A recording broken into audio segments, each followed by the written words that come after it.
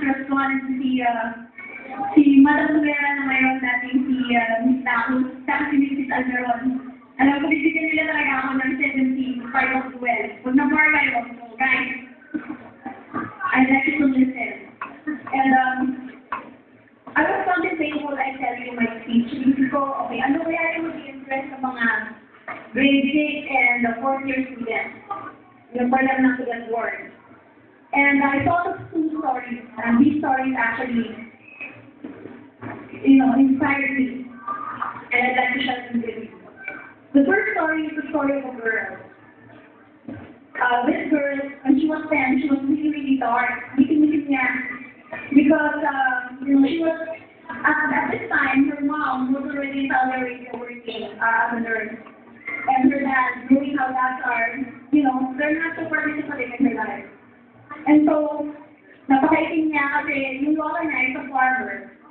So, wala sila sa bukid at one point, so umaga-umaga magsisin ng farmers. And so, what she really wanted to be a beauty queen, niya, paano siya puputi? That's her problem.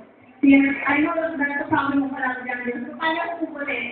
And so, what she did was she worked every day in school. Nakaread na sila siya. But of course, she didn't do anything. Ganun pa yan, may pa rin siya. And so, when she was 11, she woke up na, sa bed niya, with blood on her sheet. She woke up with blood on her sheet. And she was, okay, it was a Saturday. Walang tao sa bahay nila. Her daughter was nowhere. Wala nakita niya. So, what she did was she took herself to a doctor. She took herself to a doctor, sabi niya, kay Dr. Reyes pa yata naman.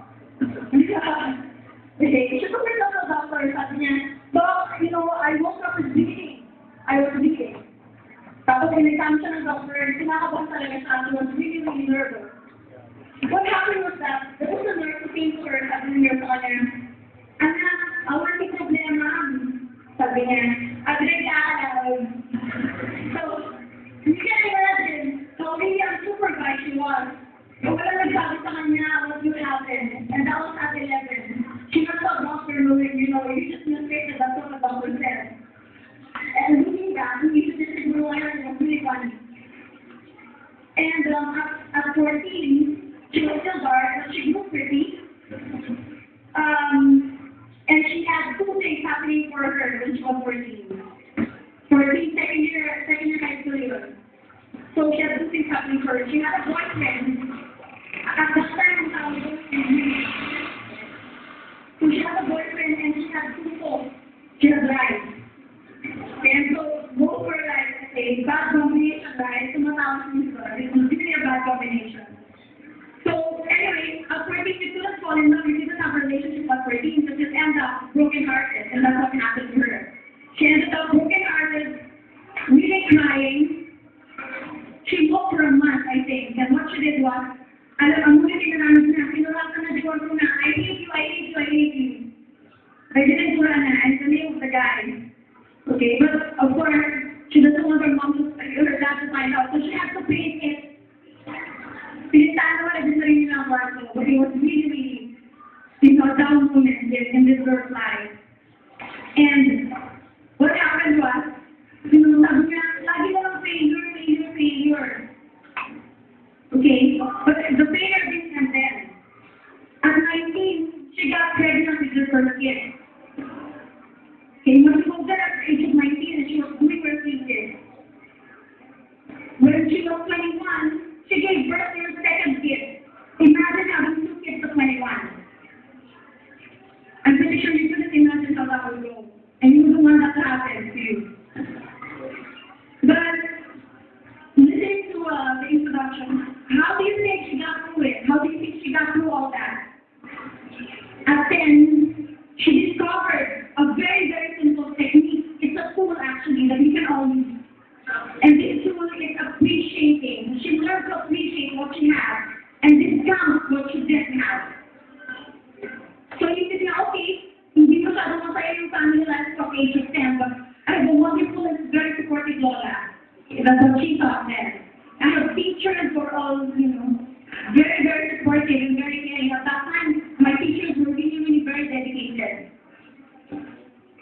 at 13, this guy did want me probably because of the football yung iniisip niya. Probably nakipag-bet siya sa akin sa puso. But despite the reason, she got through it. And she was positive and she graduated first honors both in elementary and high school.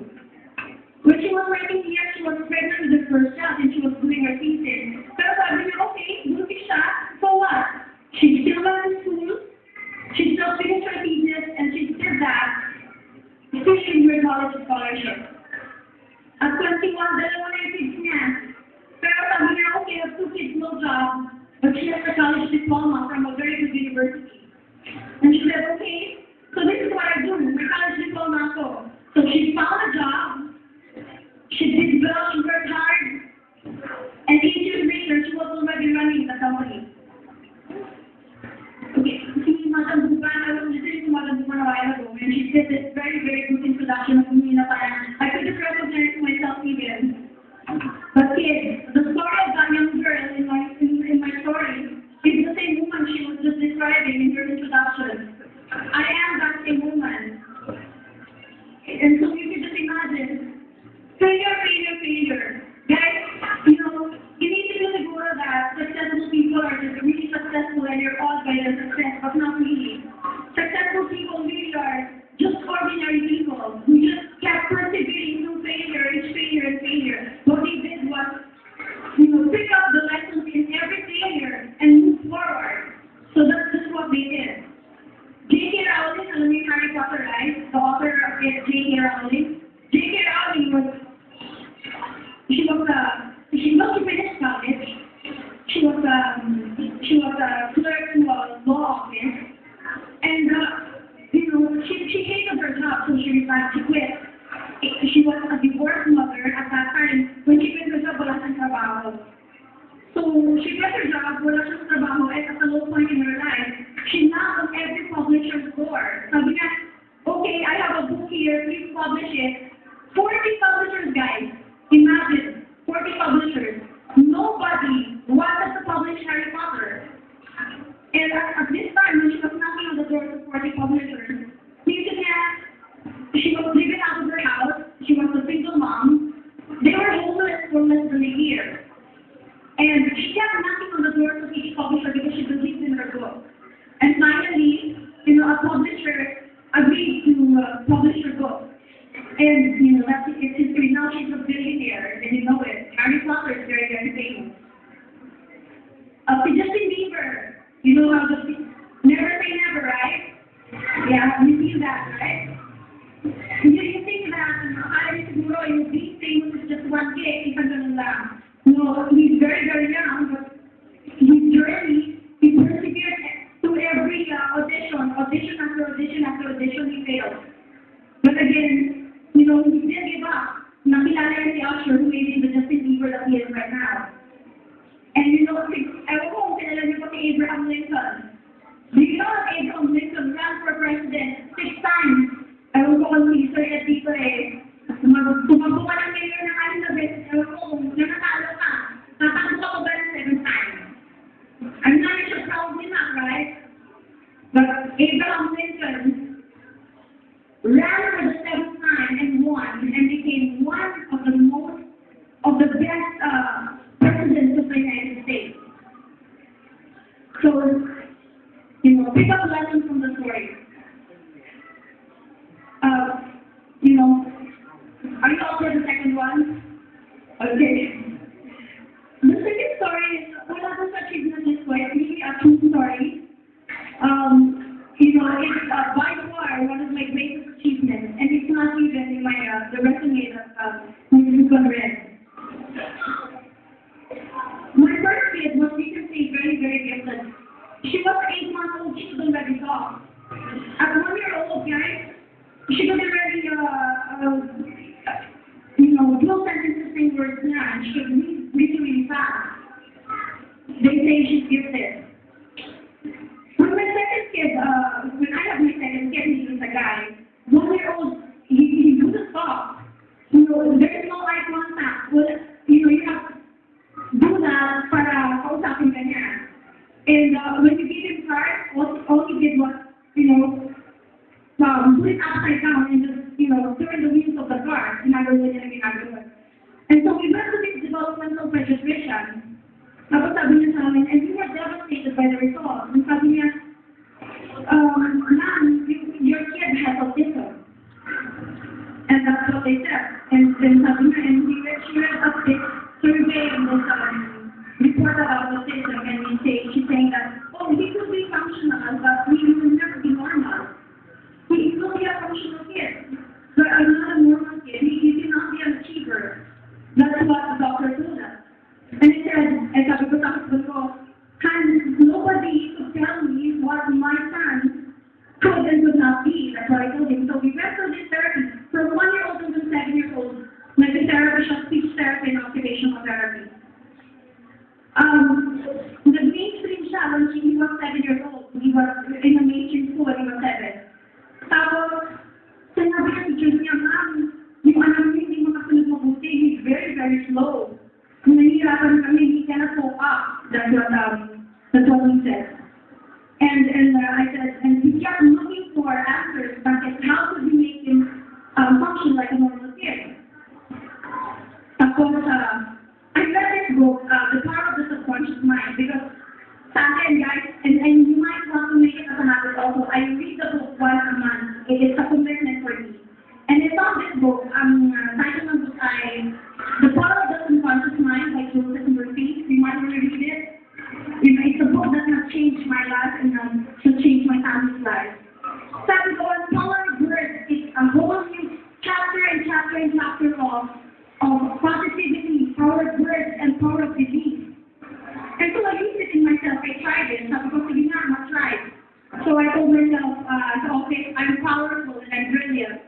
And I think that every day as the day goes by, I become that. I become powerful and really brilliant. And when I'm very stressed with my boss, I say, my boss loves my work.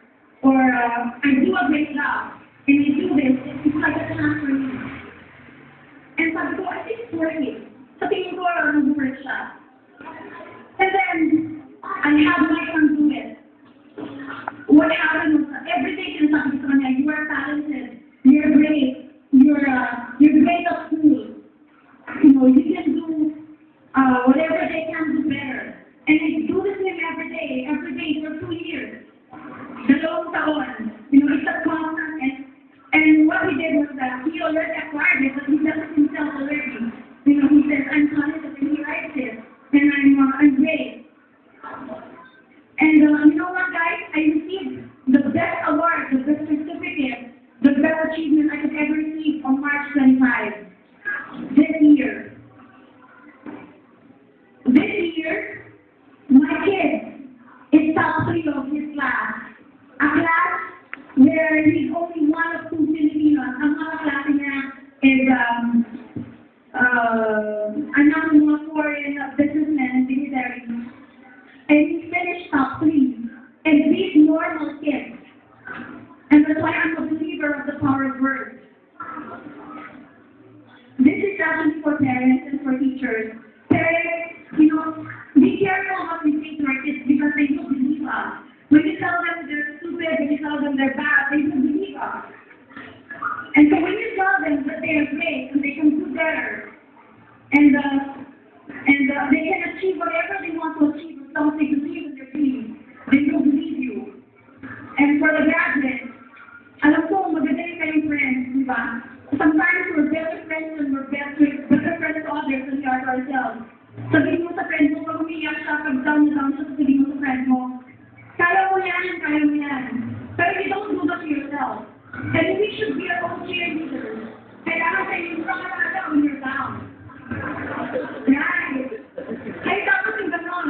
You have to be your own cheerleader. When you're down, you have to say, kaya mo yan, get up, pick it up. Okay? That's what we do. And those are the stories that I want to share with you today. But before I leave, I want to, ito na sa Facebook status ko to. At saka nasa YN status ko. And this is really